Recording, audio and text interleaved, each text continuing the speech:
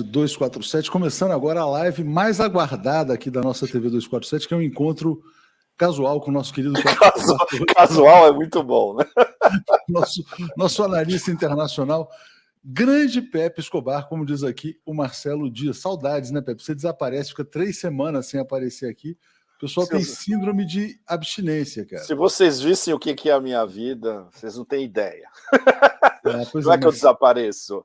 Mas o pessoal fica mal acostumado, Pepe. O pessoal quer Pepe toda semana. Essa que é a questão aqui.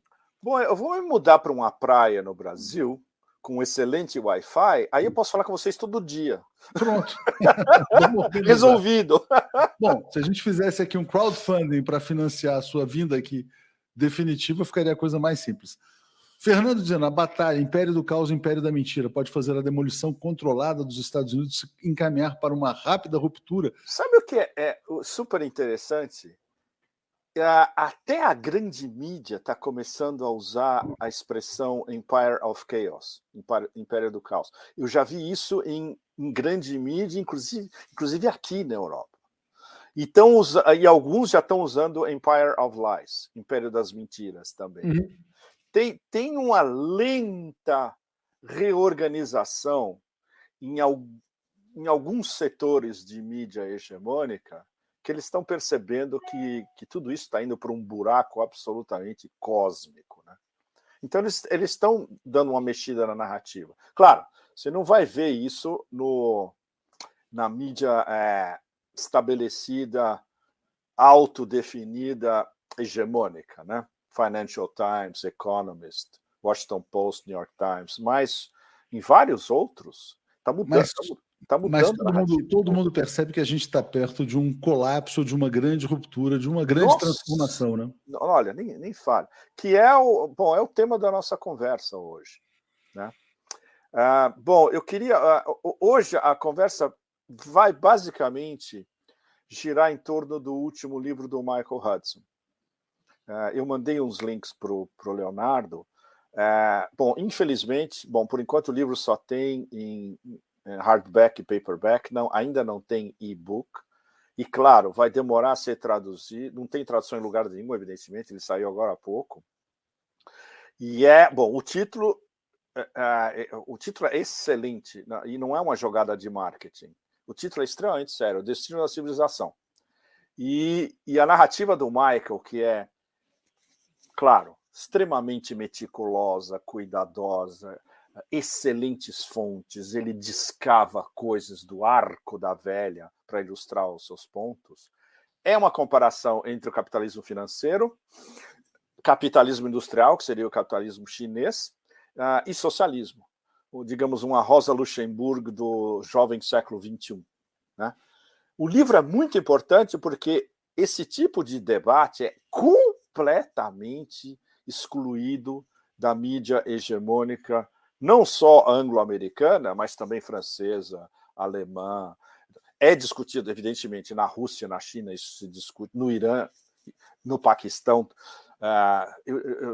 eu diria em grandes focos da América Latina, na África, mas no Otanistão, especialmente no mundo anglo-americano, nem pensar, né?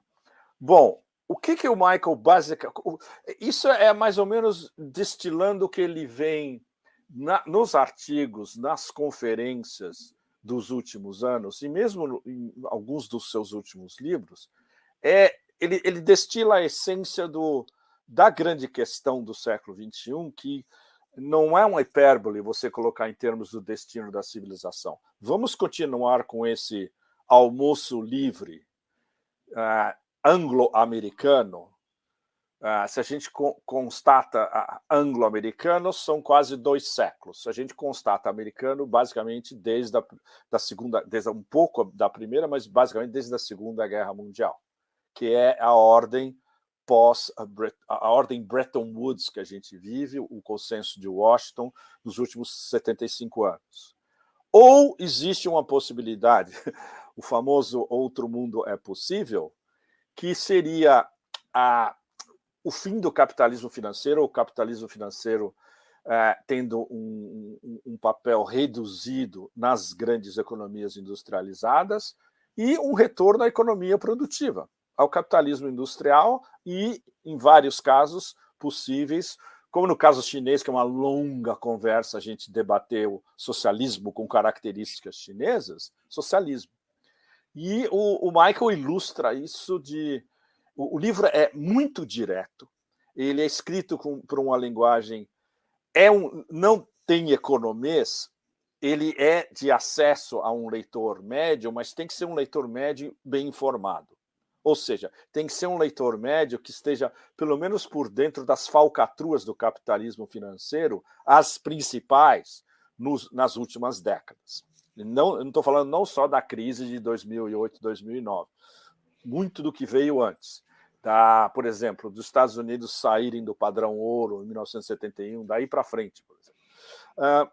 E é muito interessante porque, em vários pontos, o Michael Hudson ele parece o Frederick List do século XXI. O Frederick List era aquele inimigo ferrenho do Adam Smith no século XIX, nas últimas décadas do século XVIII, meio do século XIX, onde ele combatia o laissez-faire do Adam Smith, que o Adam Smith pegou basicamente do François Queneau, que é se cada um produz ao máximo, a produção reduzindo ao máximo, a produção da nação vai se beneficiar de tudo isso, que é a base do individualismo, do laissez-faire e do liberalismo e do neoliberalismo. E aí é que entra dos links que eu te mandei, Leonardo, um artigo absolutamente brilhante do Alistair Crook, que saiu alguns dias atrás e ainda está na página de rosto do Strategic Culture, onde o Alistair, basicamente, ele usa o que outros escrevem, e não tão bons quanto ele como analista. Por exemplo, ele usa uma coluna escrita por um cara que era do Financial Times, um alemão, Wolfgang Munchau. E agora esse cara tem uma newsletter, eu recebo a newsletter dele aqui. Não tem nada de muito espetacular. De vez em quando ele tem uma grande intuição. Então você tem que ler esses caras mais porque de vez em quando eles soltam um negócio e aí roda basicamente em círculos de mainstream media. O Munchau escreveu uma coluna dizendo que, olha, toda essa história tem pro buraco, basicamente. E é um negócio que você não vai ver de jeito nenhum no Financial Times, no Economist, etc. O Alistair usou isso para mostrar, na prática, por que está indo para o buraco.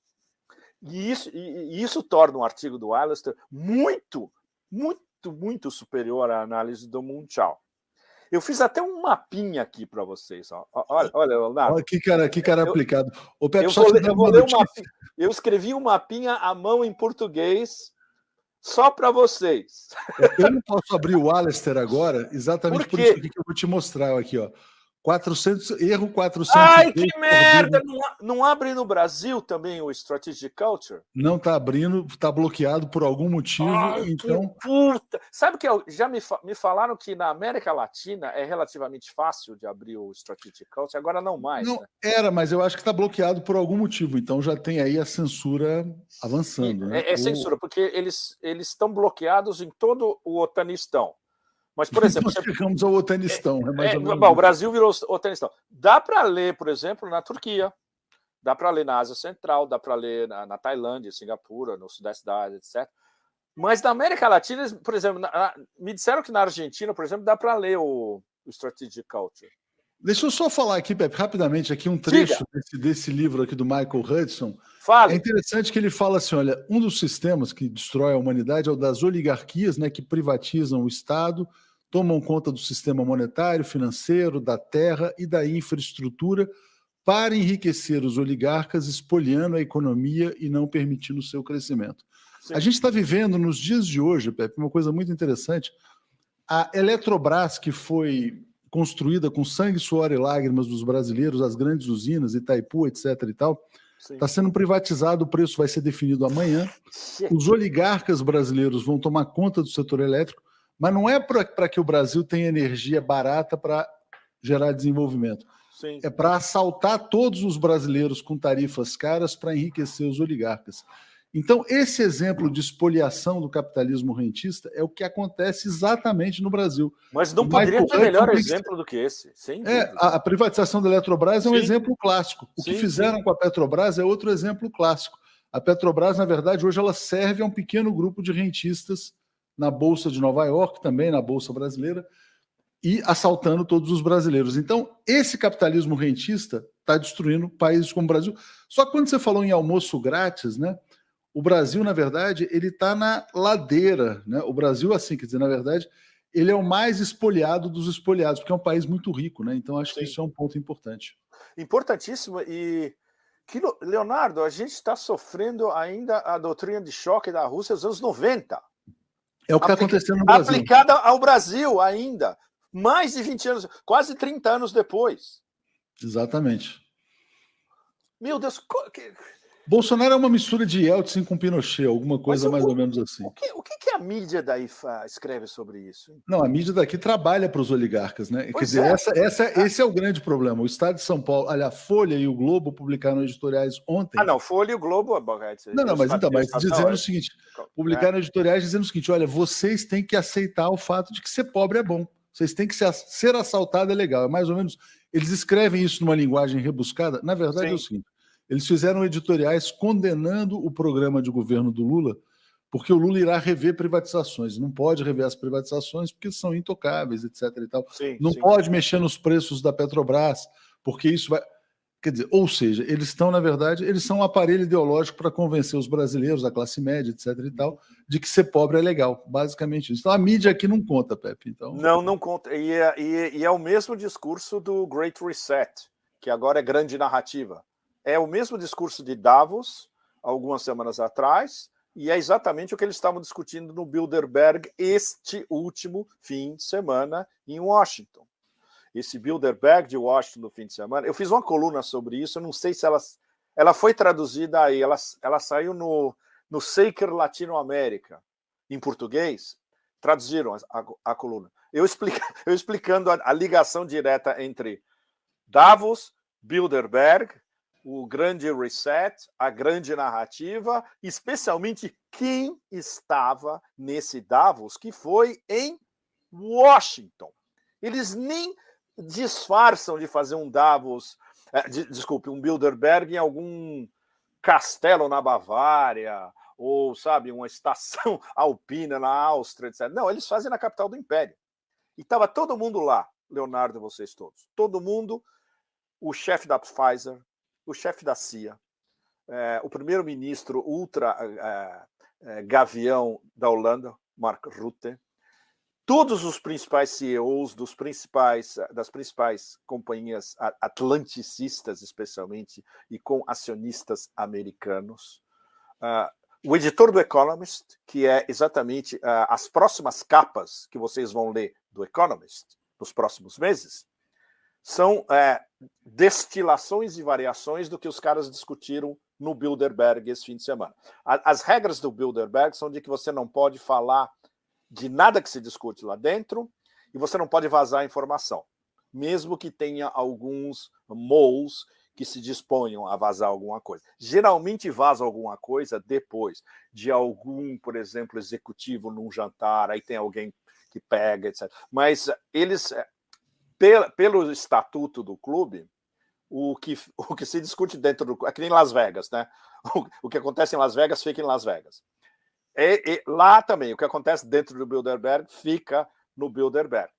Tava um dos moldes que a gente pode chupar nas próximas semanas e perguntar para ele algo do que eles conversaram é o Barroso, que era ex-chefe da Comissão Europeia. Ele adora falar, é um falastrão e ele adora se promover. Então, eu estou contando em mandar um e-mail para o Barroso nos próximos dias, bem lateral, e ver o que ele vaza. Né? Deixar claro que não é o Barroso aqui do Brasil, do Supremo Tribunal Federal, é o Barroso português. Não, é o Barroso português. Acho que alguns de vocês devem lembrar que quando ele era como é que chama? O presidente da Comissão Europeia. Faz tempo, nos anos 2000 ainda. E ele agora em termos de como é que chama? Paraquedas dourado, Leonardo, esse é um dos melhores do mundo nos últimos anos. Sabe o emprego que deram para ele quando ele saiu da Comissão Europeia? Presidente da Goldman Sachs International. Empregão, hein? Nossa! Ou seja, a baba de dinheiro é um negócio... E não só a baba de dinheiro, mas o fato que ele está diretamente coordenado e ligado com os Masters of the Universe, né? Não só da Goldman Sachs, como os outros. BlackRock, State Street, Vanguard, JP Morgan, etc. Pepe, mas voltando aqui ao livro do Michael Hudson, né? E esse Sim. comentário do Marcelo é bem pertinente, dizendo: o Brasil está sendo destroçado junto com o nosso futuro. O Sul Global. O Sul Global, exatamente. Mas e o caso do Brasil é muito mais grave, você tem razão, porque não é só o Brasil, um dos líderes do Sul Global. E o que isso vai deixar como civilização? Se é que vai restar civilização, para voltar ao título do livro dele, O Destino da Civilização. Pois é, a decisão editorial de colocar Destino da Civilização no título é muito séria, porque volta à discussão que existia na Europa no fim do século XIX e começo do século XX, socialismo ou barbárie. Na verdade, se continua essa pressão máxima e esse turbilhão de economia não produtiva girando nesse redemoinho do capitalismo financeiro, da privatização alucinada e da espoliação das riquezas naturais do sul global inteiro, incluindo o Brasil, um país riquíssimo por natureza, ou a única possível solução que o Michael, depois que ele explicita tudo o que vem em 200 e poucas páginas, no penúltimo capítulo, se não me engano, ele tem um contraprograma. É muito legal. Ele pega 13 ou 14 pontos e ele elabora uma espécie de... Seria quase um mini manifesto. Ele caberia em uma página, se isso fosse escrito como um manifesto, o que seria uma espécie de tábuas da lei para o sul global inteiro de como lutar contra o capitalismo financeiro e a dolarização da dívida, que está diretamente ligada. A dívida do sul global é dolarizada, não é nas suas moedas próprias.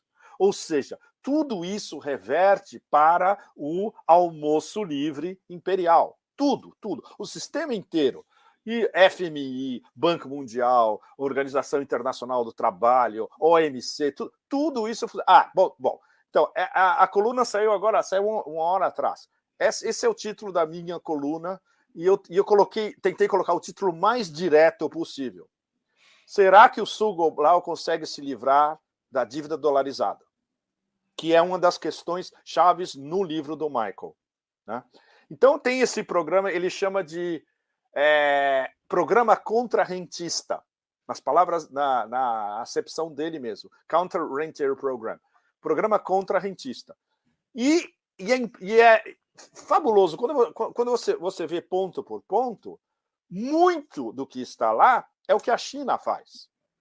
Muito do que está lá é o que a União Econômica Euroasiática está tentando fazer. Eles não têm ainda membros suficientes, eles não têm uma massa crítica de membros ainda, como a União Europeia, que tem 27. Né? E é exatamente o oposto do que você vai ler como matéria de capa do Economist toda semana. Então, pelo menos isso está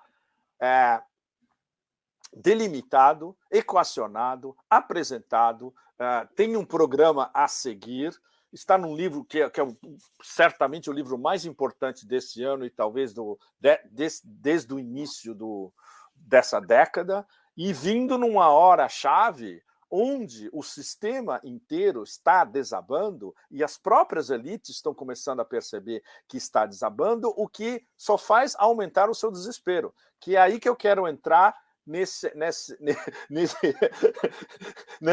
programinha por escrito em português que eu fiz para vocês, que é justamente o que o Alistair colocou mais ou menos no artigo dele, sem ter lido o Michael Hudson.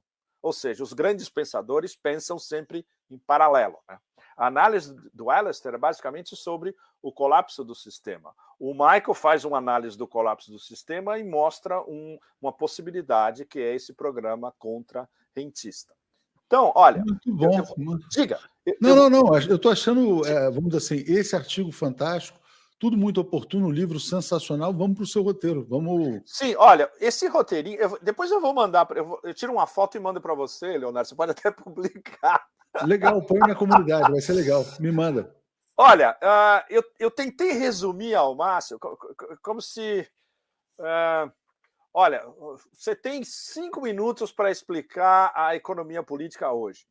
Pois é, eu explicaria usando esse diagramazinho aqui, que é a economia política como religião. Agora, religião elaborada por quem?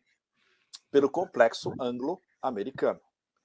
E aí a gente identifica uma santíssima trindade no modelo anglo-americano, que foi perfeccionado pelo Império Britânico, mais aperfeiçoado ainda pela elite americana, Nova York, Washington, entre a Primeira e a Segunda Guerra Mundial, especialmente ao final da Segunda Guerra Mundial, onde eles detinham 50% do PIB do planeta, e aí eles fizeram as novas regras, eles mesmos fizeram as novas regras em benefício próprio, que é o que hoje eles chamam de Rules-Based International Order, ordem internacional baseada em regras. Não, eles nunca falam que as regras foram eles que fizeram em 1945, e que são essas regras que eles impõem ao planeta inteiro.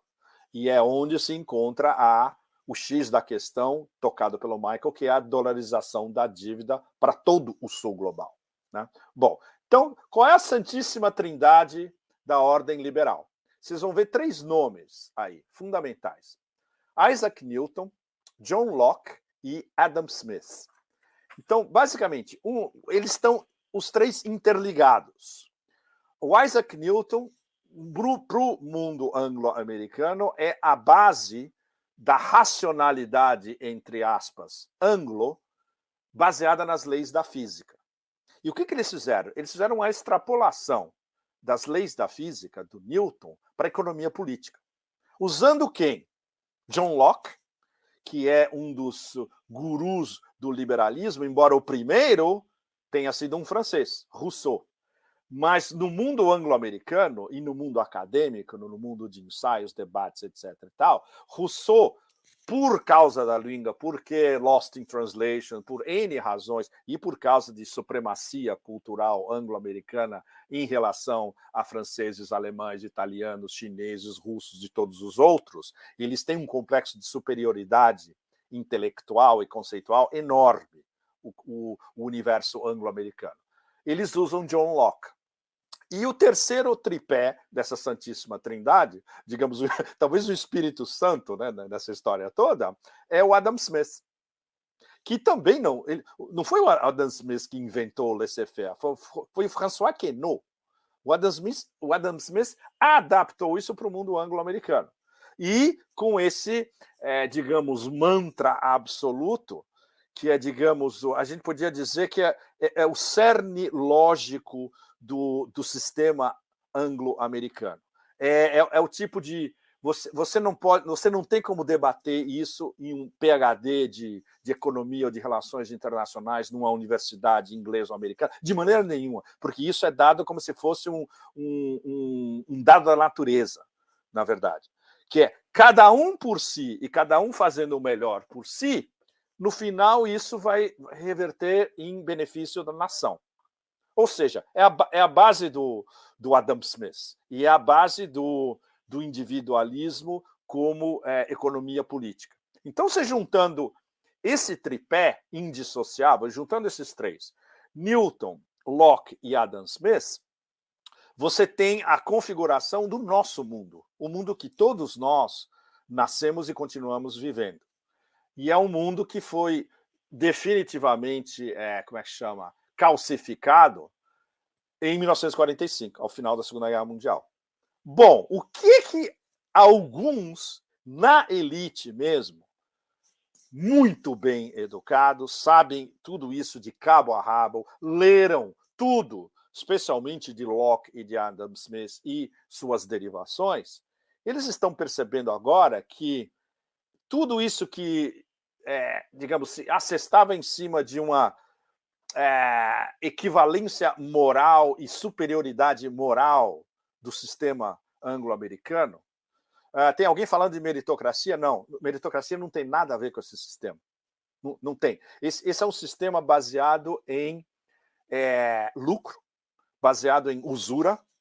Aí a gente poderia ter uma longa conversa sobre usura, inclusive chamar o conceito de usura elaborado pelo Ezra Pound nos Cantos. Bom, aí é o delírio. Bom, anyway. E o fato de que esse sistema não permite competidores. E todos os competidores são julgados inferiores. Sejam eles vindos de pensadores alemães, austríacos, russos, chineses, japoneses, etc.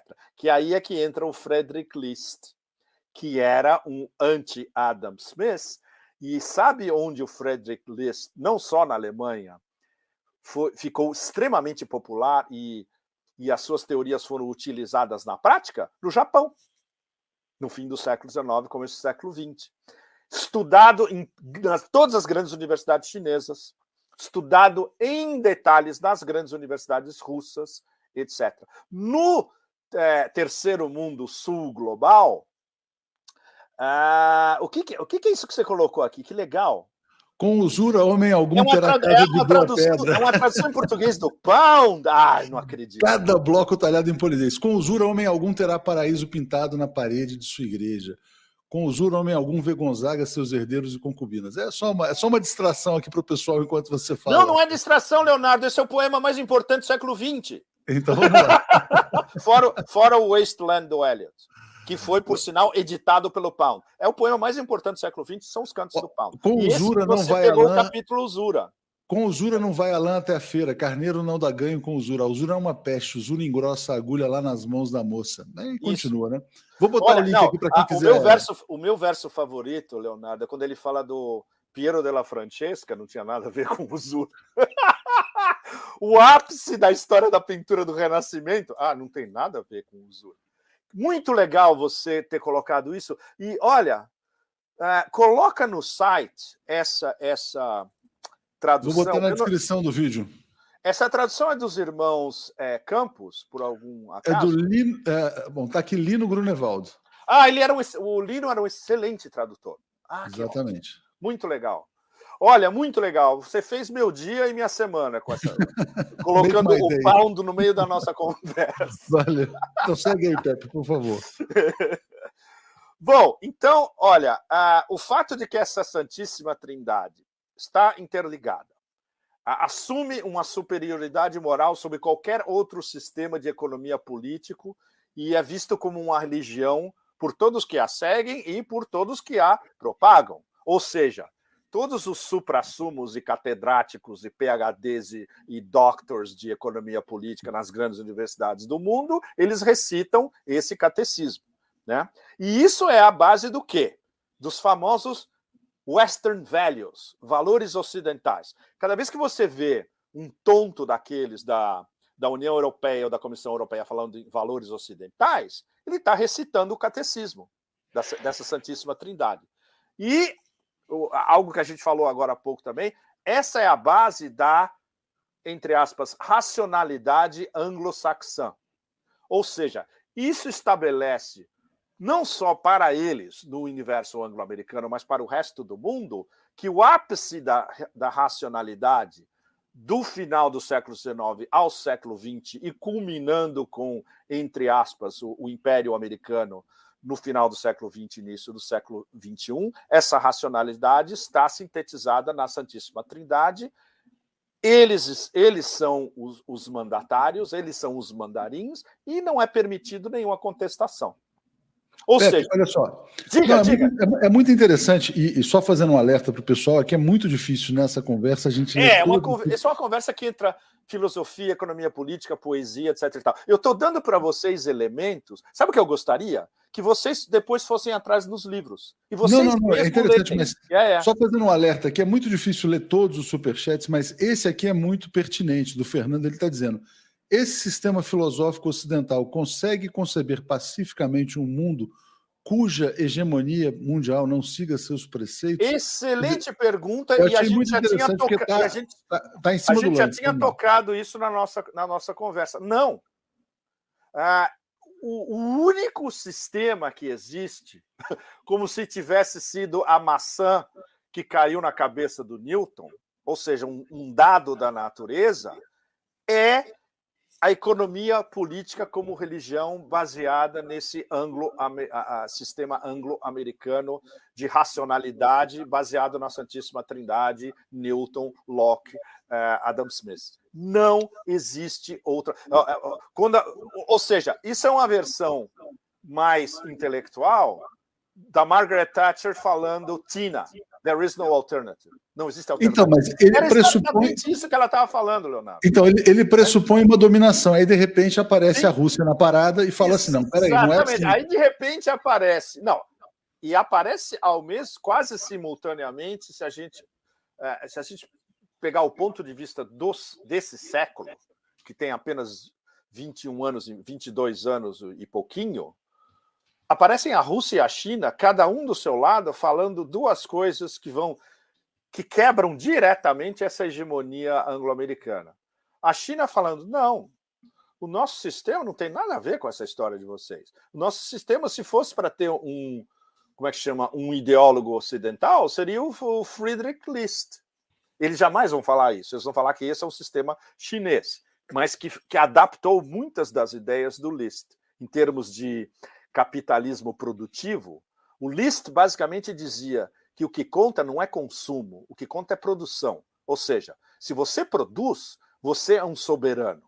Você é o dono do seu destino. Se você só consome, não. É uma espiral que é exatamente a lógica, entre aspas, do capitalismo de cassino que dentro dos Estados Unidos e que é exportado para o planeta inteiro.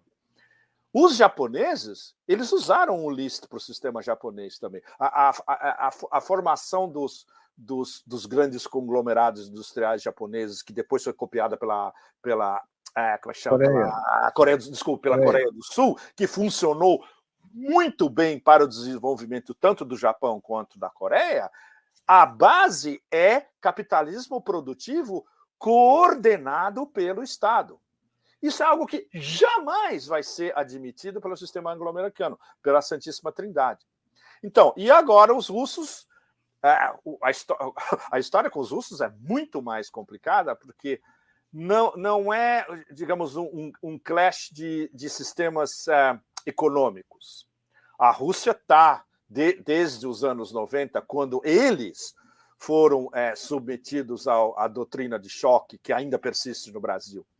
Quando eles foram submetidos à doutrina de choque nos anos 90, durante o Yeltsin, com os friedmanistas da escola de Chicago, etc., que estavam lá ditando política para os russos em Moscou, eles se entronizaram no sistema anglo-americano, que é justamente o que o Putin está tentando, desde que ele subiu ao poder em 2000, não por acaso há 22 anos, é o que ele está tentando desmantelar aos poucos. E isso mostra para vocês a dificuldade da tarefa. Diga, você tem uma pergunta. Outra colocação bem interessante, o Darwin não deveria entrar nesse sistema também?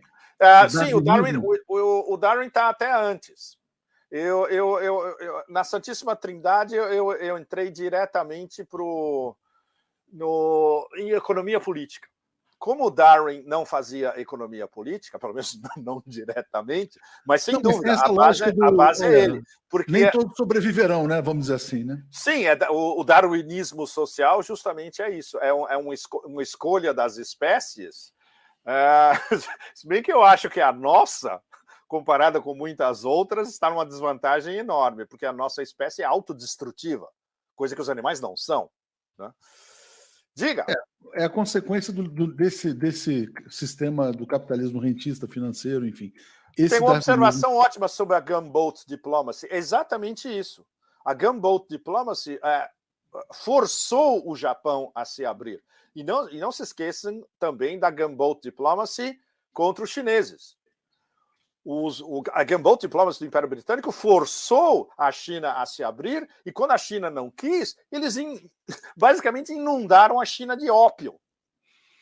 benefício Coreia do próprio. Sul talvez viva um processo semelhante agora, né? Que tem um governo totalmente alinhado à Casa Branca, né? Não sei se vai acontecer algo desse tipo, mas eles tiveram lá o não desmantelamento, né? Mas um ataque à corrupção dos grandes conglomerados sul-coreanos.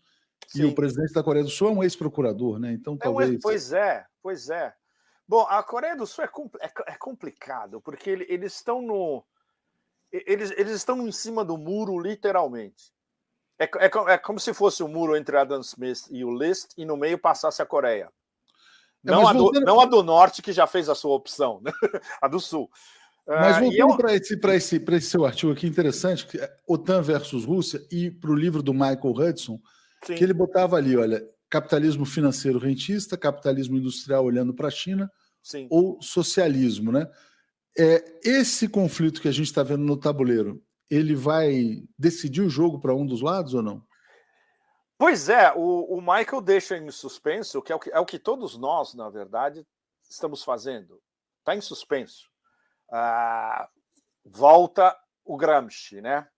A nova ordem, ela não acabou totalmente. E a nova ordem está começando a nascer. Então a gente está num interregno ainda muito mais perigoso, que não é que a nova ordem acabou, não. A nova ordem está se esfacelando literalmente a cada dia. Mas porque ela detém o sistema financeiro internacional, vai ser extremamente difícil que ela sucumba, como, por exemplo, um colapso da União Soviética. Não, vai ser um negócio paulatino. E a nova ordem, que seria o mundo multipolar, que seria desde o predomínio do capitalismo produtivo e instâncias de socialismo aqui e acolá, isso está nascendo aos poucos também. E isso, uma das coisas que o Michael, na coluna, quando eu acabei de ler o livro, eu mandei uma pergunta para o Michael. Eu falei para ele, olha, o seu livro é um espetáculo, você cobriu tudo. Eu tenho uma pergunta só para você. Como você vê esse esforço atual da União Econômica Eurasiática, junto com os chineses, de desenhar um novo sistema financeiro e monetário internacional? Você acha que tem chance? E você acha que ainda eles têm como vender isso para o sul global? E a resposta dele é o final da coluna, Leonardo. A segunda parte da coluna, ele me mandou uma resposta que é quase um capítulo de livro. Sensacional. Ele diz que a diferença agora em relação ao passado é que existem possibilidades de articulação que não existiam antes. E aí entra a Organização de Cooperação de Xangai, entra os BRICS e os BRICS Plus. A cúpula dos BRICS vai ser daqui a alguns dias, na China.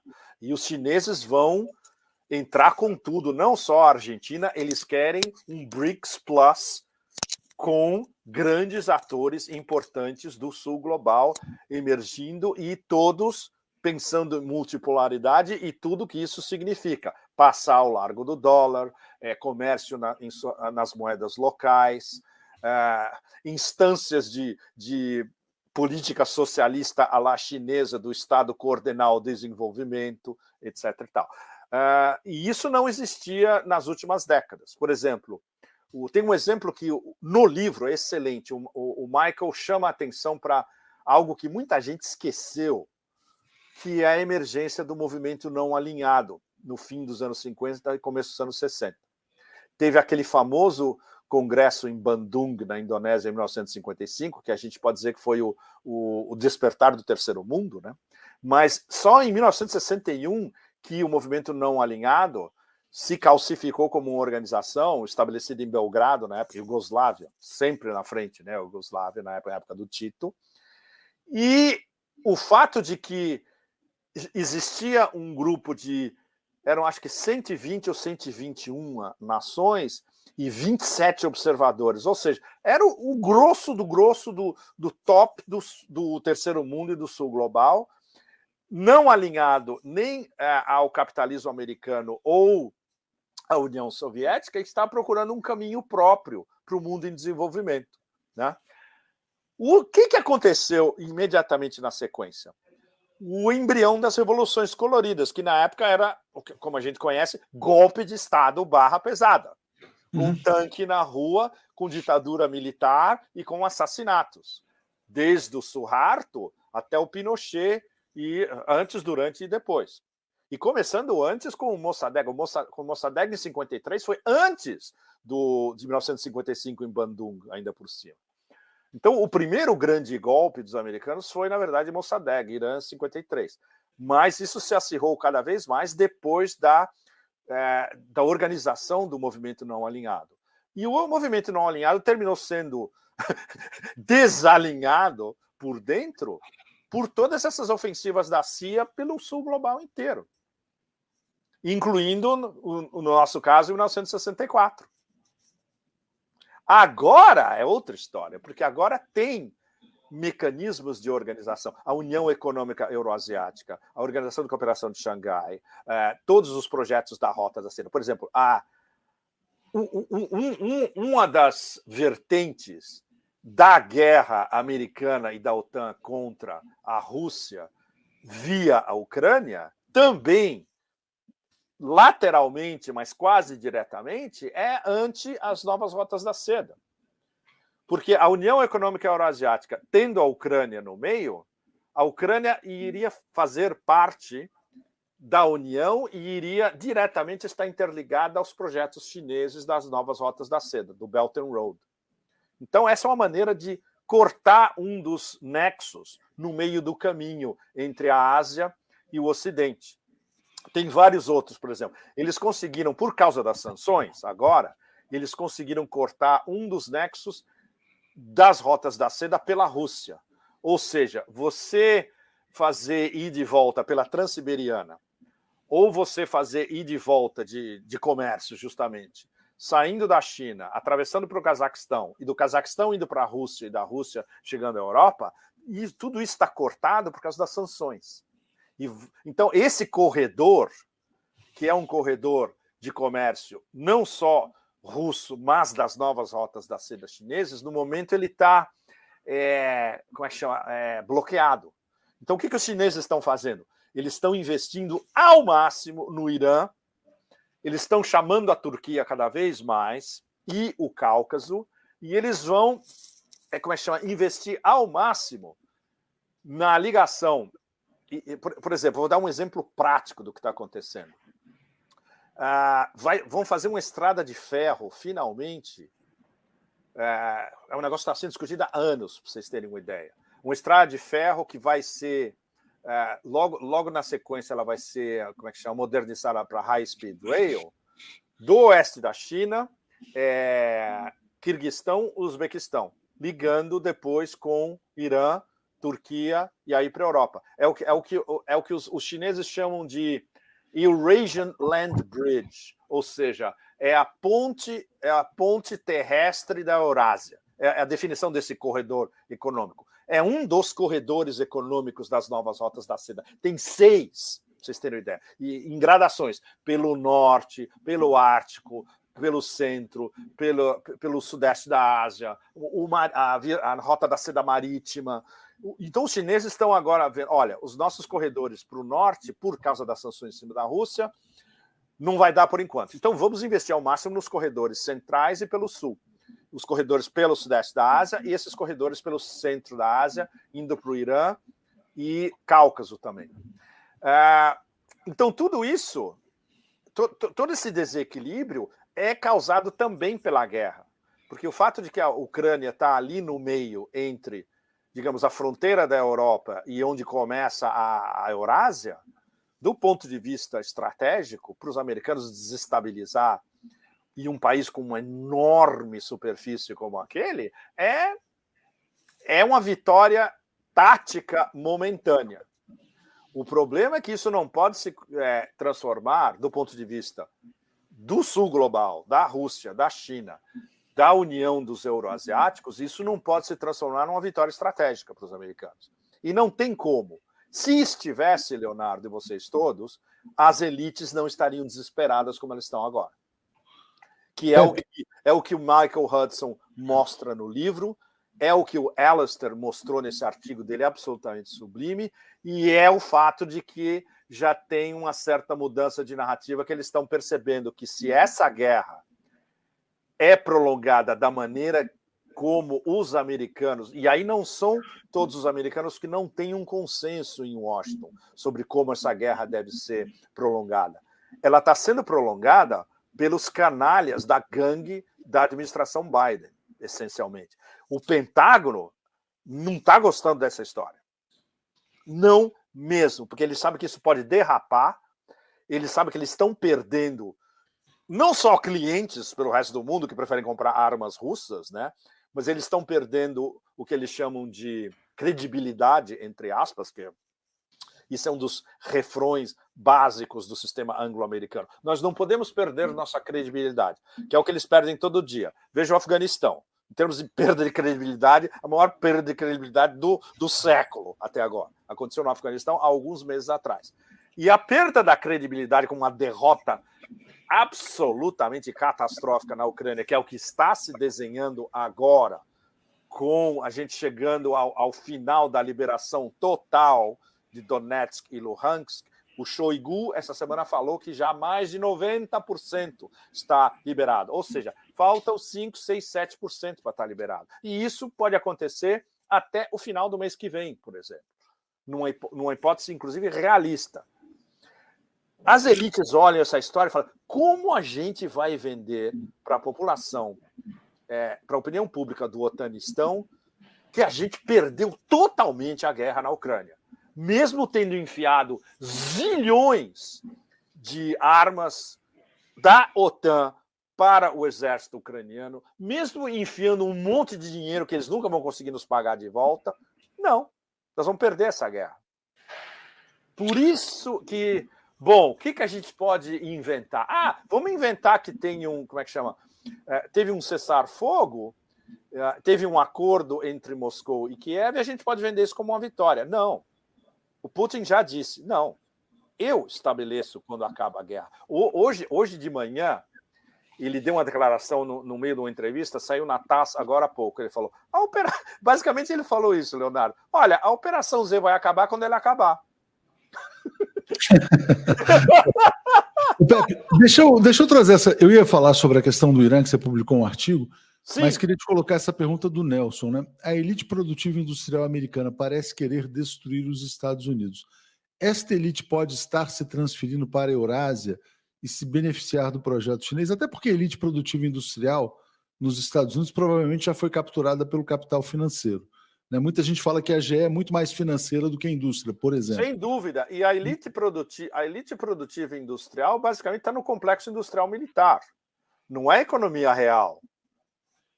Ou seja, você tem algumas empresas que participam da economia real, como a GE, por exemplo, mas a maior parte, o grosso da economia produtiva industrial é o complexo industrial militar. É Lockheed Martin, Raytheon, General Dynamics, esses caras que têm contratos multibilionários com o Pentágono, são cotados em bolsa e vendem as suas armas para a Arábia Saudita, Emirados Árabes, Kuwait, esse tipo de coisa. Então, mas quando a gente fala de elite nos Estados Unidos, então você se refere mais ao Pentágono. Depende que elite, Leonardo. A elite americana hoje é financeira, é capitalismo financeiro, porque então, não é uma economia produtiva. Esse capitalismo financeiro ele não é mais globalista a ponto de querer, na verdade, subjugar o próprio país, até os Estados Unidos? Também? Mas sem dúvida. Sim, nesse ponto a pergunta mais do que procede. Os Estados Unidos são apenas um instrumento. É um meio para um fim.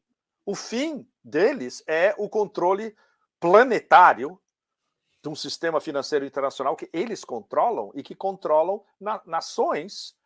Imagina, quando você vê o volume de assets controlado pela BlackRock, 10 trilhões de dólares ou mais, imagina, eles podem comprar metade do planeta agora e pagar cash.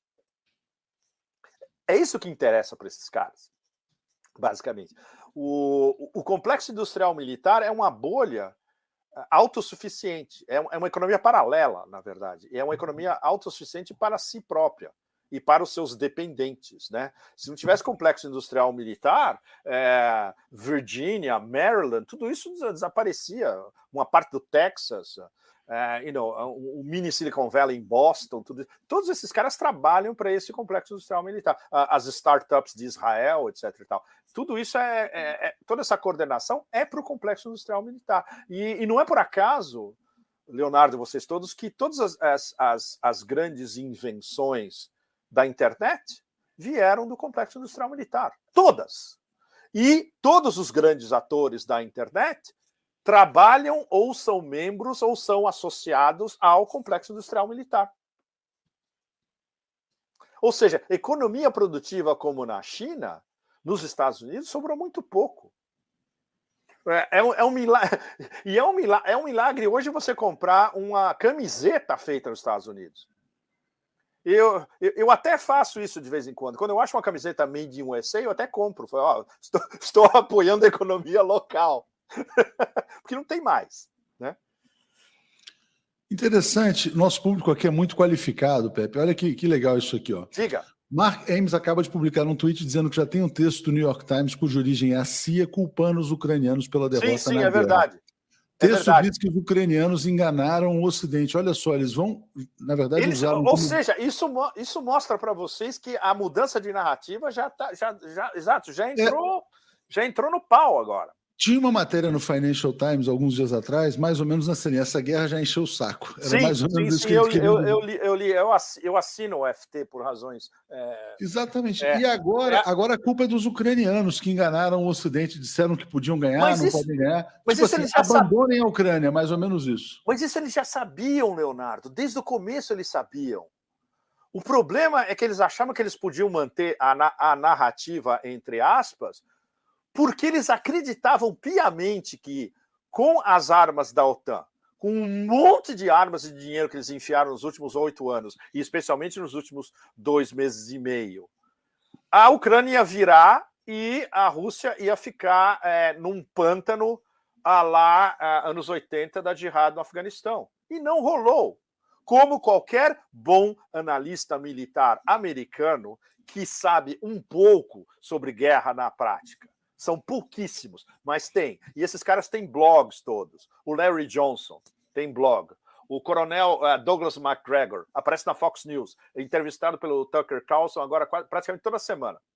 O Martyanov, que mora nos Estados Unidos, e ele escreve em inglês, trabalha na indústria americana e mora nos Estados Unidos. Se esses caras tivessem sido ouvidos desde o início, mesmo o Scott Ritter, que no meio ele deu uma desbalanceada e agora voltou a dizer o que ele dizia desde o começo, baseado na situação no terreno, que isso para o exército ucraniano é um buraco sem fim. Eles já perderam a guerra. A única questão é que dia o cara vai ter que manejar a bandeira branca, porque já está perdido. E cada vez mais eles vão ter perdas humanas. Aí entra o lado humanitário da história. Essa obsessão da administração Biden em prolongar a guerra ao infinito é o que a frase que todos nós usamos é lutar até o último ucraniano.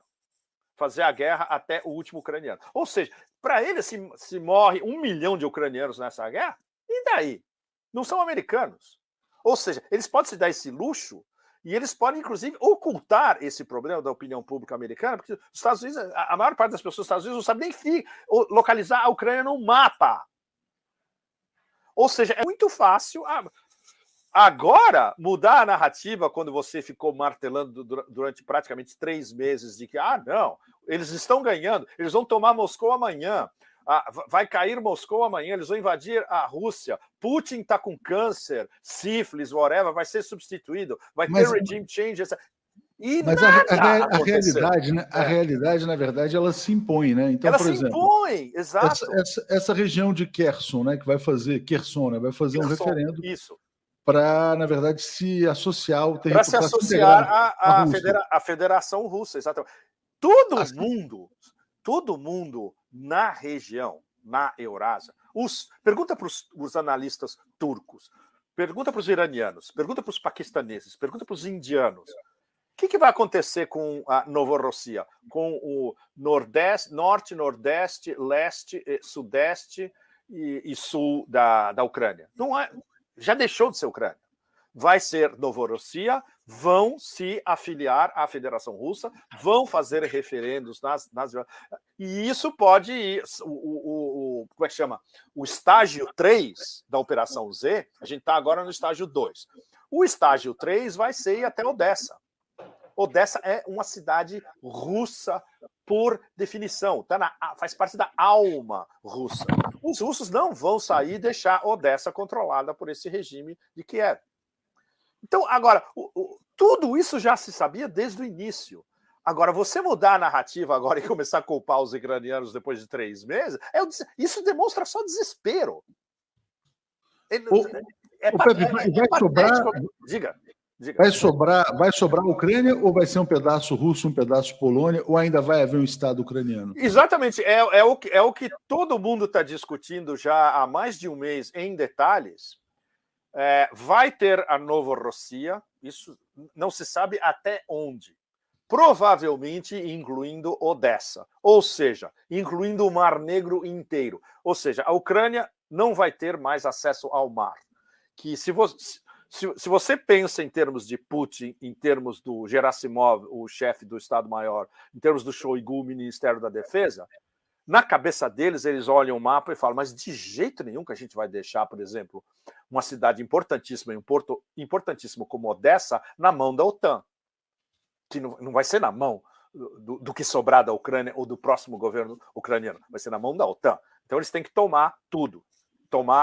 Já transformaram o Mar de Azov em um lago russo, agora eles vão transformar a costa inteira do Mar Negro pelo menos ali até chegar na fronteira com a Romênia, em um lago russo também.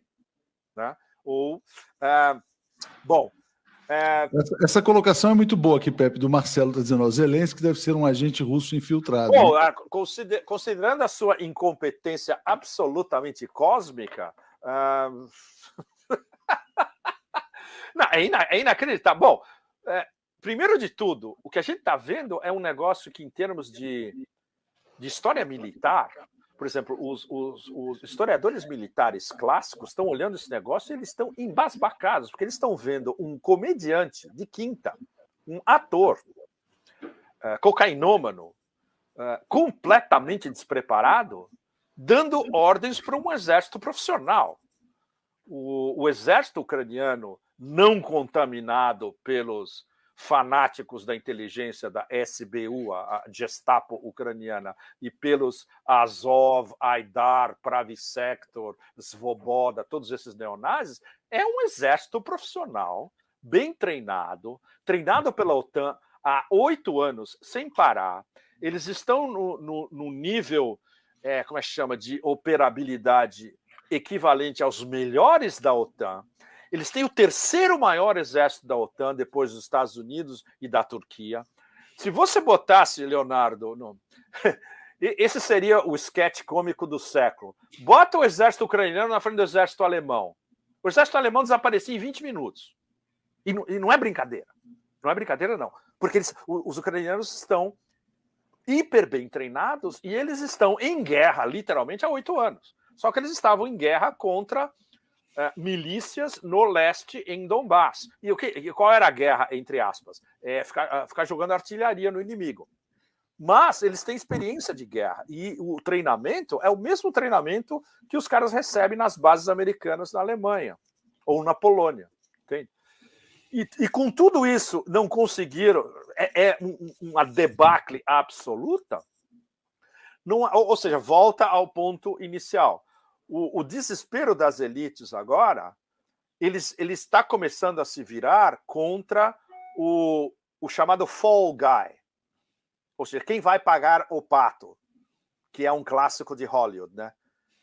Os hiper bem qualificados para o papel de fall guy pagar o pato são todos esses babacas da administração Biden. Toda a laia.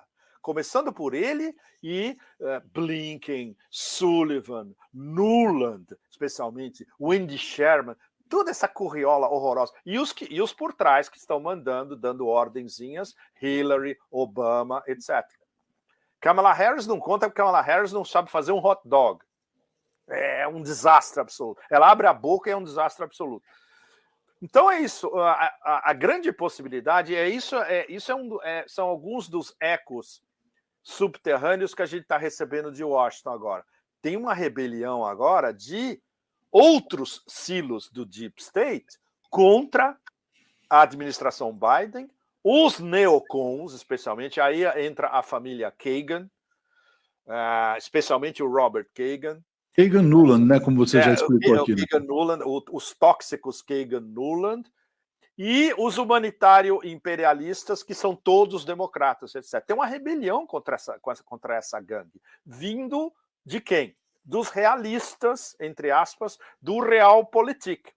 E isso nos remete diretamente, Leonardo, ao grande escândalo das últimas 3 semanas, a intervenção do Kissinger em Davos. Você lembra o carnaval que foi isso, né? Aos 99 anos de idade. Aos 99 anos, Henry Kissinger falando com aquele tom de uma tartaruga que acabou de encalhar na areia, né? Ele fala: eu acho que agora nós temos que pensar numa solução negociada na Ucrânia. Desabou tudo. Porque, seja o que for, e, como a gente sabe, é um criminoso de guerra patente. Ele, que é considerado o suprassumo da Realpolitik em todos os círculos de relações internacionais americanos, seja o que for, Council of Foreign Relations, todos os think tanks de Washington, os jornais, tudo. Ele fala, não, agora nós temos que pensar em achar uma solução, conversar com o Putin, eles vão ter direito ao território que eles conquistaram, tem que sentar e achar uma solução diplomática. E eu acho que essa foi a faísca que começou a detonar para cima e para baixo essa reorientação da narrativa, que agora está culminando em fomos enganados por Kiev, que aí é uma palhaçada já, né? Porque todo mundo sabia que estava sendo enganado por Kiev. Mas exatamente. Isso, mais uma vez, Leonardo, isso junta com o início da nossa conversa. O desespero absoluto das elites, que eles estão vendo que tudo que eles estavam sonhando ou planejando, deu tudo errado. É o colapso de uma civilização, na verdade. Exatamente, é o colapso da civilização que explicado em detalhes com os prolegômenos no livro do Michael.